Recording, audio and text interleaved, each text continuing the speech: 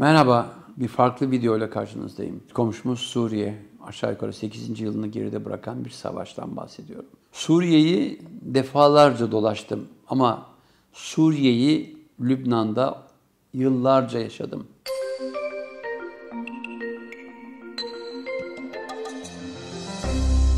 Lübnan Savaşı 1975 yılında o güne kadar Lübnan'da yaşayan Filistinli mültecilerle Lübnan'da onları istemeyen, onları ötekileştiren, insan yerine koymayan falancist milisler arasında bir iç savaş gibi başladı. Kimin çıkardığı araştırılıyor ama bence belli. Çünkü 1975 13 Nisan günü içi sivillerle dolu bir araç Beyrut'un Ayn Rımmane mahallesinde silahlı falancist milisleri tarafından çevrilip falancistlerin yapmış olduğu en büyük katliamlardan biridir bu. İçindeki siviller öldürüldü ve hemen ardından Lübnan'da iç savaş başladı.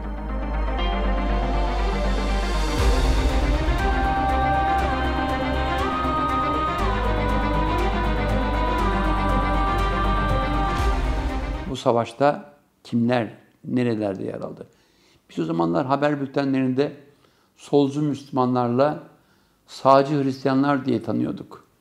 Sonradan Lübnan'a geldiğimde birkaç yıl sonra sağcıların, solcuların kimler olduğunu, hangi örgütler olduğunu, hangi devletlerin bu işin içinde bizzat belirleyici, oyun kurucu olduklarını fark ettim. Ama gariptir, Suriye, Baba Esad zamanı, Hafız Esad zamanı bu oyunun oyun kurucularından biriydi. Çünkü 13 Nisan 1975 yılında ateşlenen bu ilk savaş bombası bütün ülkeye yayılırken bir sene sonra Hafız Esad aşağı yukarı 400 bin kişilik Suriye ordusunu barış gücü adı altında Lübnan topraklarına soktu.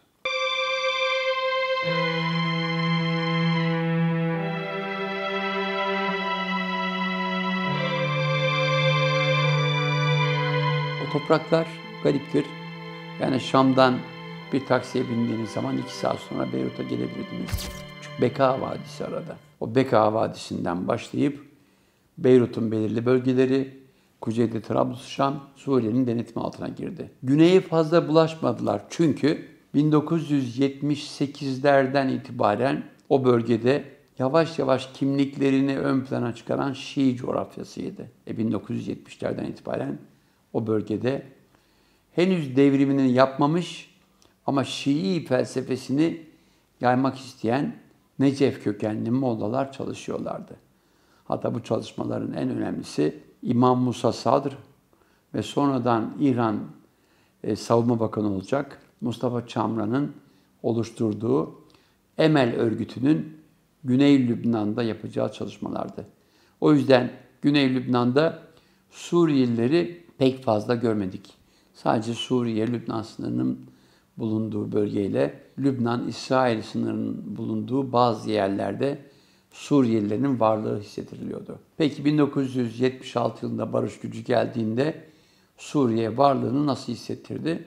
Her şekilde. Öncelikle Baba Esad, kendisi Nusayri kökenli, çok kültürlü olan çok farklı etnisitelerden oluşan Suriye yönetimi içindeki Baas Partisi'nin lideri olması sıfatıyla Nusayri kökenlilerin ülke içindeki yönetimini daha çok pekiştirdi. Diğer topluluklara kendi sınırları dahilinde özellikler verdi. Ama kuzeyde yaşayan Kürtler hiçbir zaman kimlik sahibi bile olamadılar. Lübnan işgaliyle aba altından sopa gösterip Körfez'in yeni zenginleri Suudi Arabistan başta olmak üzere Arap coğrafyasını bir şekilde haraca bağladı. Arap barış gücünün giderleri diye. Yönetim gariptir, bir şekilde varlığını hissetti. Lübnan Anayasası çok ilginçtir. 1948'de bağımsızlığını almıştı Lübnan. Bu süre içinde anayasa Fransızlar tarafından hazırlanmış.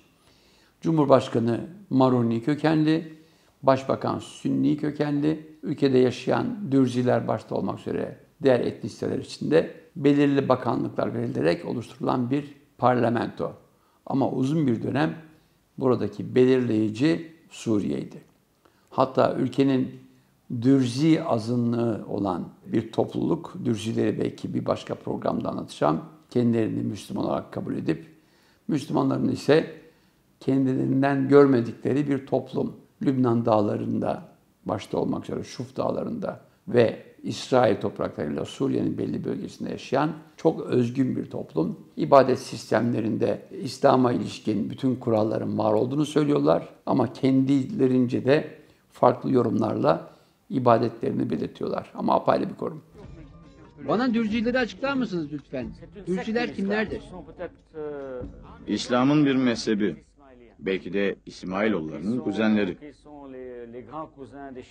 Dürzilerin lideri Kemal Can Bolat bir suikast sonucu öldürüldü. Kimin öldürdüğünü herkes biliyor ama hiçbir zaman açıklanmadı.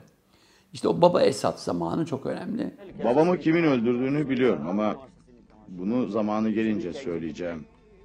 Babamı ne Amerikalılar öldürdü ne de İsrailliler. Babam Kemal Can Bolat'ı Araplar öldürdü. 1979 yılında ilk kez gitmiştim. Beka Vadisi'ni o zamanlar ziyaret ettim. Birbirinden farklı örgütlerle çok yakın temasım olmadı ama örgütleri o zamanlar tanımaya başladım. Filistinler özellikle bölünmüş haldeydiler.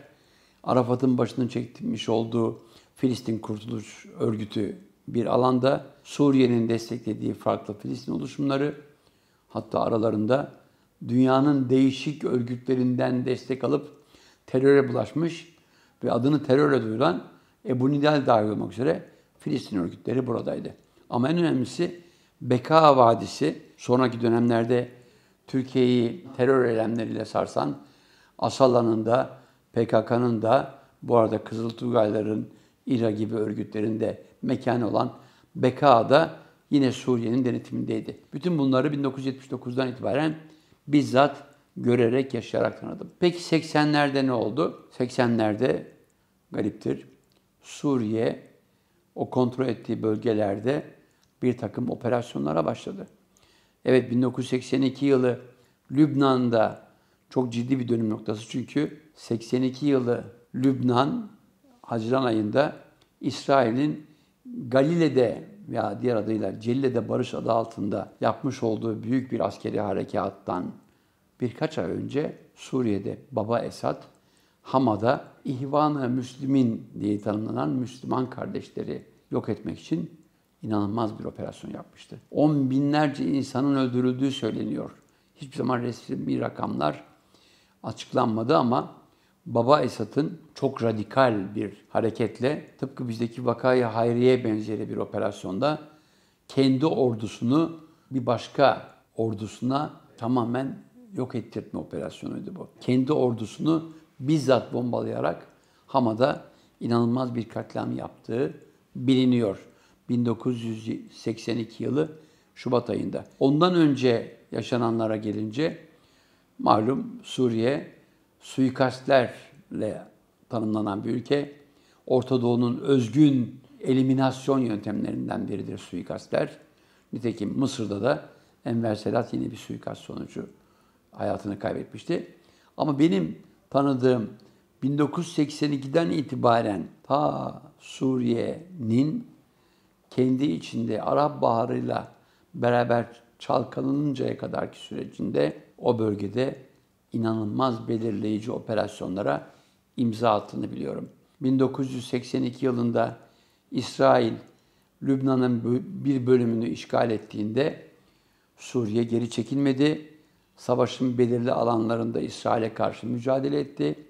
Kendi desteklediği Filistinli örgütlerle Arafat arasında ilişki kurdu ama Arafat'ın silahlı gerillalarıyla beraber ülkeyi terk edip ardından 1982 yılı Eylül'de yaşanan Sabra Shatila katliamından sonra kendi sivillerini korumak üzere tekrar Lübnan'a geri dönmesinde Lübnanlılar değil, Suriye ve Esad rejimi Arafat'a yönelik çok ciddi bir operasyon yaşattı. Ben operasyonun içinde Arafat'la beraber Trablusşam'da bizzat o bombardımanları günlerce yaşadım. Düşünebiliyor musunuz? Birkaç ay öncesine kadar öpüştüğünüz bir liderle, Suriye'nin lideri Hafız el-Esad'la birdenbire düşman oluyorsunuz ve Esad'ın sözde Lübnan'da barışı sağlamak amacıyla gönderdiği ordu sizi Filistin kamplarının bulunduğu Trablus Şam'da ve aynı anda ülkenin değişik bölgelerinde Arafat yanlısı gerillaların bulunduğu kamplarda, sivillerin yaşadığı kamplarda direkt olarak yok etme operasyonu başlattı. Bu operasyonlar sonraki dönemlerde oldu. Bu arada 1979'da harekete geçen, 80'lerde filizlenen, 82'de Filistinlerle beraber İsrail'e karşı omuz omuza savaşan Şii Emel örgütü birdenbire Suriye yanlısı bir politika izleyince İran'ın müdahalesi sonucu Lübnan'da da filizlenen Hizbullah hareketi hem İsrail'e karşı Güney Lübnan'da hem de Suriye yanlısı politikalar güden Şii Emel örgütüyle de savaşmaya başlamıştı. Üstelik Filistinlerin safında. Bütün bunlara yıllarca tanık olduğum için çok açık söylüyorum. Suriye, Lübnan'da Baba Esad zamanında benim bir savaş fotoğrafçısı olarak hayatım boyunca unutamayacağım savaş yöntemlerini defalarca uyguladı. Bombalı arabalar, bunlar haftada birkaç kez ülkenin farklı bölgelerinde onlarca insanın hayatına yol açıyordu. Suriye'nin denetlediği bir bölgede imal ediliyordu. Bir o örgüt için, bir bu örgüt için. İntihar eylemcileri yine Suriye'nin desteklediği, Suriye Gizli Servisi'nin desteklediği bölgelerde çıkıyordu. Bu Lübnan'da yaptıkları, yaşattıkları benim için unutulmaz. Çünkü dedim ya 80'lerden 90 başlarına kadar sık gittiğim Lübnan'da Lübnanlılar Suriye'ye, Baba Esad rejimine gerçekten beddualar ediyorlardı. Çünkü ülkenin Kemal Can Polat'la başlayan çok sayıda lideri, hatta Refik Hariri için de söyleniyor, Suriye'nin, Esad'ın bizzat kararıyla hayatları sonlandırılmış insanlardı. Bütün bunlar olurken bizim yakın coğrafyamızda Suriye'de neler vardı? Arada bir Beyrut'un kuzeyindeki Trablusşam'dan o meşhur Arafat'la birlikte Suriye bombardımanları yaşadığım kamptan Babil Hava'ya araba kiraladığımda Suriye'ye tabii geçip ülkeme ulaştığımda gördüğüm manzara korkunçtu. Neredeyse binlerce insan, El Mukabarat üyesi, ellerinde Kalaşnikovlar, yollarda arabaları durdurup kiminden ekmek, kiminden para, kiminden de zaman zaman hayatlarını alan bir sistemi kurmuşlardı. Yani Türkiye sınırına yaklaştıkça El Mukabarat artar, onların kontrolleri zaman zaman insanları, o bölgeden geçenleri zora sokardı. Ben defalarca sorgulandım, defalarca alındım. Hediyelerle, rüşvetlerle geçişlerimi sağlayıp ülkeme döndüğümde çok açık söylüyorum, toprağımı öper durumlara geldim. Evet, şu anda Suriye dünyanın en önemli savaş bölgelerinden biri. Vekalet savaşları sürüyor.